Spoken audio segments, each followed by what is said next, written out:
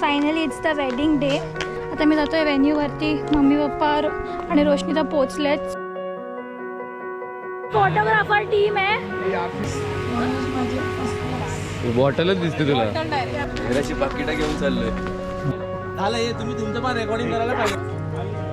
आता रोशनीचा नीम सांडण्याचा कार्यक्रम सुरुवात झाली. त्याला तुझ्यासाठी फक्त बँगलोरवरून आले. आता जातोय टुवर्ड्स द मंडप. धंदा पान